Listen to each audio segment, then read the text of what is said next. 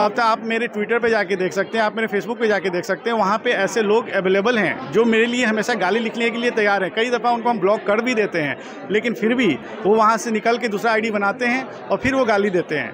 और इवन वो आप मेरी छोटी सी बेटी है, पत्नी है, माँ है, सबको वो इंडिविजुअली गालियाँ देते हैं। इस वक्त हम दिल्ली के सुरजीत भवन में हैं और यहाँ पर एक तरह से वैखरी उत्सव मनाया जा रहा है। ये पहली बार मनाया जा रहा है और यहाँ पे आप देखेंगे यहाँ पे तरह तरह की किताबें और कुछ कार्टून की जो प्रदर्शनी है वो लगे हुए हैं। तो यहाँ पे हमारे साथ जो कार्टून बनाते हैं वो कार्टूनिस्ट खुद मौजूद है। उनसे जानने की कोशिश करेंगे कि आखिर उनके अंदर ये जो कला है और आज के दौर में कार्टून बनाना कितना चैलेंजिंग है। राकेश जी, आप ये कार्टूनिस्ट कार्टून बनाते हैं तो ये आपके लिए कितना चैलेंजिंग होता है? बहुत सारे बार आपको धमकी भी मिलता होगा कि आप कार्टून वगैरह बनाते हैं तो इस पर। जी देखिए, आज का जो दौर है, हमने जो अपना कार्यकाल शुरू किया है वो कहीं ना कहीं 2014 के बाद ही शुरू किया है। और मेरे पे ये आरोप लगते रहे हैं कि आप कांग्रेसी हो, है ना, वामपंथी हो, ऐसी चीज़ें मेरे पे आरोप लगते रहे हैं, तमाम चीज़ें लगती रही है। लेकिन ये चैलेंजिंग की जो आप बात कह रहे हैं ये वाकई में चैलेंजिंग है, बहुत ज़्यादा चैलेंजिंग है। आप फॉर एग्जांपल आप देख सकते हैं कि उदाहरण के तौर पे आपको एक कार्टून दिखा रहे हैं। ये बीबीसी का मामला था और ये बीबीसी के मामले के कार्टून को बनाने के संदर्भ में कई दफ़ा इस कार्टून को हमने चेंज किया है और ये चेंज करने के कारण इसमें मेरे से गलतियाँ भी हुई हैं। जहाँ पे ईडी की रेड पड़ी थी और हमने सीबीआई मेरे से हो गई थी, क्योंकि इसमें ना भी तो हमने करीबन 10 बार चेंज करा है। बहुत सारी चीज़ें ऐसे मुद्दे थे जिसको हमने दिखाना चाह रहे थे, लेकिन हमें लगा कि कहीं ना कहीं सरकार इस तरीके से दबदबा बनाई हुई है हर लोगों पे, शायद वो मेरे लिए ख़तरा बन सकता था, क्योंकि हर एक इंसान के पीछे उसके परिवार होता है। वो कहीं ना कहीं नहीं चाहता है कि ऐसी चीज़ों में उलझ जाए। और जो कंडीशन अभी देश में हालात बने हुए हैं, राहुल गांधी का भी आपने देखा कि कैसे संसद को रद्द कर दिया गया पार्लियामेंट से, तो उसको देखते हुए कहीं ना कहीं हमें भी कई दफ़ा अपने कलम को रोक देना पड़ता है। अच्छा, तो अगर आप सरकार के खिलाफ कार्टून बनाते हैं तो आप पे ये आरोप लगा दिया जाता है कि आप कांग्रेसी है, वामपंथी है, तो क्या सर ये जो आरोप प्रत्यारोप है वो हमेशा से रहा या सिर्फ आप पे लग रहा है? ये तो नहीं, ये तमाम उन लोगों पे लगता आ रहा है जो कहीं ना कहीं वो सत्य दिखाने की कोशिश कर रहे हैं। जो अभी देश में हालात चल रही है उसको वो प्रेजेंट करना चाह रहे हैं और इनके पीछे इनकी आईटी सेल बहुत मजबूत है, जो कहीं ना कहीं वो एक बोलते हैं ना कि कुत्ते की तरह पीछे किसी को छोड़ देना, वो आईटी सेल उस तरीके से काम कर रही है। अब तो आप मेरे ट्विटर पे जाके देख सकते हैं, आप मेरे फेसबुक पे जाके देख सकते हैं। वहाँ पे ऐसे लोग अवेलेबल हैं जो मेरे लिए हमेशा गाली लिखने के लिए तैयार हैं। कई दफ़ा उनको हम ब्लॉक कर भी देते हैं, लेकिन फिर भी वो वहाँ से निकल के दूसरा आईडी बनाते हैं और फिर वो गाली देते हैं। और इवन वो आप मेरी छोटी सी बेटी है, पत्नी है, माँ है, सबको वो इंडिविजुअली गालियाँ देते हैं। आप कार्टून बनाते हैं इसको जैसे आपको फैमिली को भी टारगेट किया जाता है? हाँ, एग्जैक्टली। ये एक बार ऐसा हुआ था कि आपको एक छोटा सा वाकया बता देते हैं कि आपको पेट्रोल के दाम बढ़ गए। जो एजेंडा था आपका गवर्नमेंट का कि हाँ वो दाम हर चीज़ के कम किए जाएंगे, 35 रुपये लीटर आपको पेट्रोल मिलने लगेंगे और सिलेंडर आपके जो है वो 450, उस समय महंगाई लग रही थी, वो उसके दाम नीचे गिर जाएंगे, है ना। इस पर एक खबर थी कि कुछ लोग, हम रहने वाले बिहार के हुए और कोविड टाइम पीरियड की बात है जिससे हमने ये कार्टून बनाया था।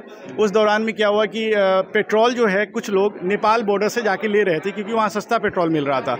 और उस पर हमने एक कार्टून बनाया है कि राम जी और सीता जी को स्कूटर पे बैठाया, क्योंकि मायका जो है सीता जी का वो आपको नेपाल में है, और वो वहाँ के ये कहते हुए कि आप चलो मायका आपको घुमा लाएंगे और इसी बहाने अपनी स्कूटी में पेट्रोल भरवा देंगे। इसको लेके मेरे को लगातार 3 दिन धमकियाँ मिली, जिसके कारण इवन ऐसा भी हुआ कि मेरी वाइफ के फेसबुक अकाउंट पे जाके धमकियाँ देने लग गए लोग, उनको भी कोसने लग गए लोग। तो ये सारी चीज़ें होती हैं, कई दफ़ा नींद चली जाती है, इन सब चीज़ों से परेशानियाँ होती हैं। बस ये सारी चीज़ें हैं जो हम लोग सफ़र करते हैं।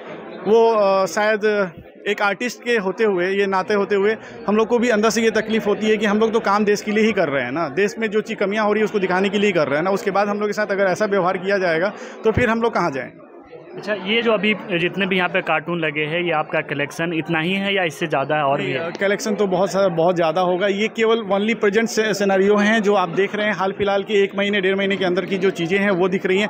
फॉर एग्जांपल आपको एक दिखा रहे हैं कि एक मीडिया ने जब अडानी का इंटरव्यू लिया था तो कैसे अडानी जो है आपको ये कारपेट, उनका जो है टाई जो है कारपेट की तरह बना हुआ है। एक कार्टून और दिखाएंगे आपको। ये कार्टून देखिए नरेंद्र मोदी के नाम से, ये जो बवाल मचा हुआ है, ये रिश्ता क्या कहलाता है।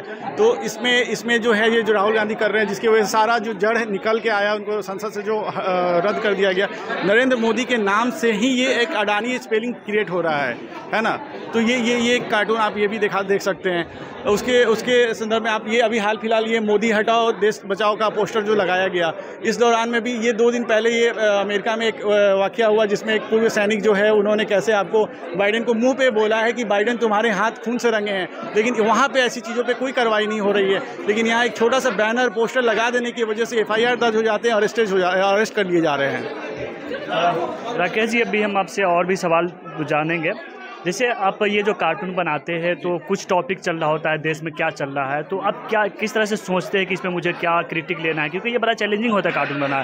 कार्टूनिस्ट अपने आप में एक बड़ा देखिए ये आप जो एक बात आप कह रहे हैं, ये हम अपने आप में भी नहीं समझ पाए हैं आज तक, और शायद बड़े जो मेरे से भी सीनियर होंगे कार्टूनिस्ट, वो भी कहीं ना कहीं इसका जवाब दे नहीं पाएंगे। क्योंकि देखिए कार्टूनिंग सीखी जा सकती है, कार्टून बनाना सीखा जा सकता है, आँख नाक मुँह कैसे बनाते हैं वो सीखा जा सकता है, लेकिन पंच देना नहीं सीख सकते, उसके लिए आपको पढ़ना पड़ेगा। और एक ही चीज़ होगा, यही कहेंगे आपको, जितने भी कार्टूनिस्ट बनना चाहते हैं भविष्य में या कुछ लिखना चाहते हैं, उसके लिए पढ़ना पड़ेगा। ये जितनी भी चीज़ें पंच जो है वो किसी को सिखाया नहीं जा सकता है, वो उसके लिए पढ़ना पड़ता है।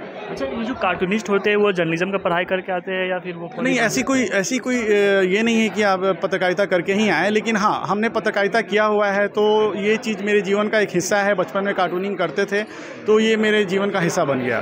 तो चलिए आखिरी सवाल की, इसमें तो चैलेंजिंग बहुत ज़्यादा है, क्या अगर कोई कार्टूनिस्ट बनना चाहता है उनके लिए फ्यूचर में कुछ स्कोप भी है? देखिए स्कोप तो सबके फील्ड में, हर फील्ड में है ना, लेकिन चैलेंजेस तो सबके लिए आएंगे ये भी तय है ना। और हम इतना ही कहेंगे, जो भी बनना चाहते हैं वो ज़्यादा पढ़ाई करें, अपने सही डायरेक्शन पे काम करें, है ना, किसी के दबाव में काम ना करें। बस मेरा इतना ही कहना है इस चीज़ में। चलिए देखिए, तो ये कार्टूनिस्ट राकेश रंजन है, इन्होंने बताया कि आज के दौर में कार्टून बनाना कितना चैलेंजिंग है।